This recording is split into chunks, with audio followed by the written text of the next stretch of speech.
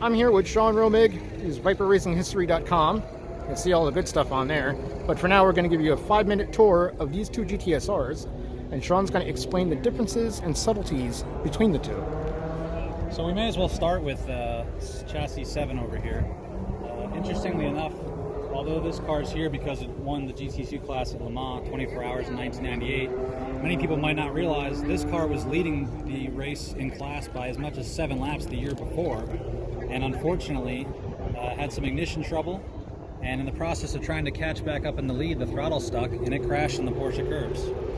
It was rebuilt, as most race cars are, and in 1998, when this car came back to Le Mans for pre-qualifying, it had a terrible fire 2 days before pre-qualifying and had to be entirely rebuilt from the rear axle forward. And Orica put in a Herculean effort, along with Chrysler engineering support, to get this car to pre-qualifying. It did pre-qualify, and a month or two later in June, it came back to win the race for the GT2 class, securing Viper's first ever and Chrysler's first ever class win at Le Mans. Some of the interesting things about that car relative to the other one we're going to look at, in 1998 at Le Mans, and other years, in those rules you could run carbon brakes.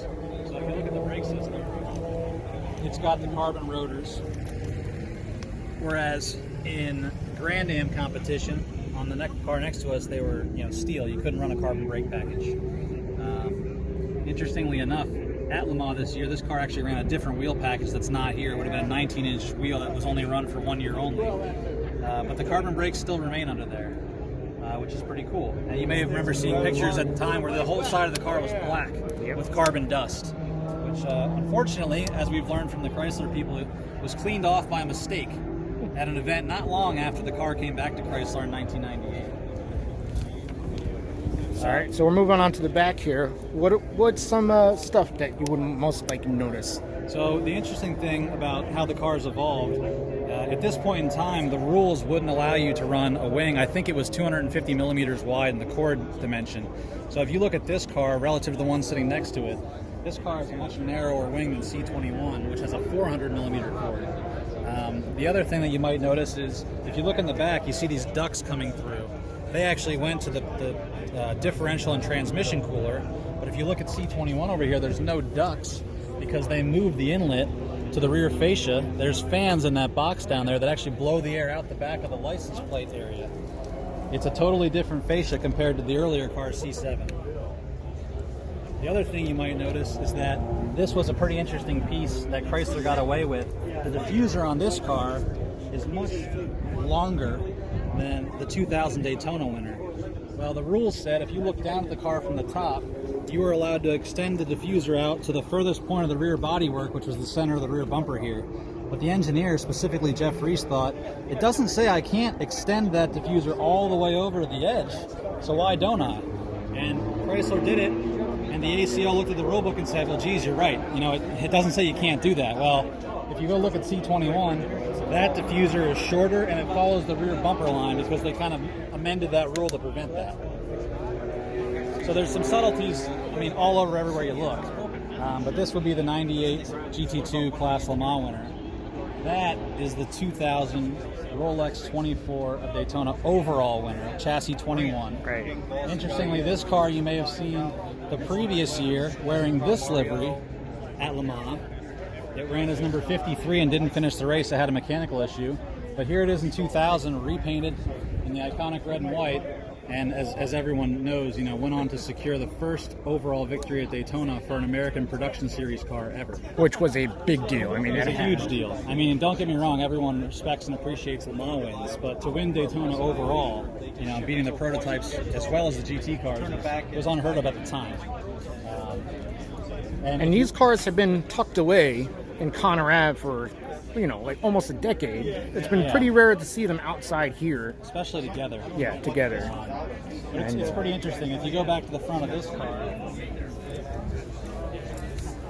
again, you'll see how the team, although they weren't really modifying the cars or evolving the cars much, because Chrysler management said, why are we going to spend more money when we're already winning everything? You look at some of the flicks on the front of this car that help actually increase some of the aero performance. You don't see those on the Le Mans car over here. Just flat vents, nothing to help with aero other than this And take the heat out.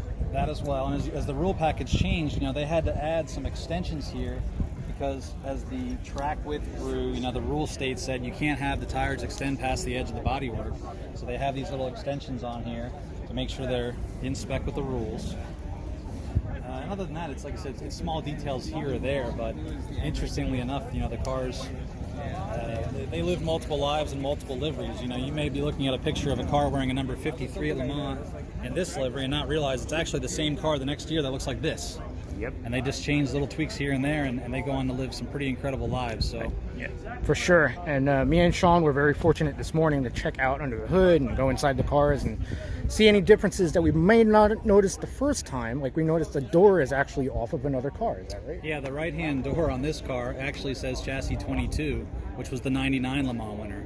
That car lives in Luxembourg right now, but as everyone can expect, they just needed a door. They weren't so worried about, is it the door that came with that car? No, it's a door. Nope. So go bolt it on. That is race car life for you guys. And even that door, even though the door is from chassis 22, the door hinge is from chassis 6, which ran with this car in 97, originally an FIA GT. So the parts have been swapped, mismatched, and that's why I kind of enjoy trying to track the history of these cars and figure out what's original, where do these things go.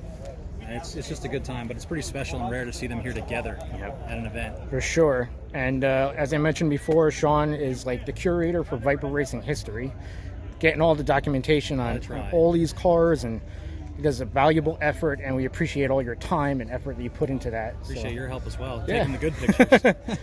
So thank you. Thanks again, Shawn. I'm going to take a walk around the cars and get one last look, and thanks for all the details. Appreciate it. Behind closed doors, trying to write a new gospel. They are not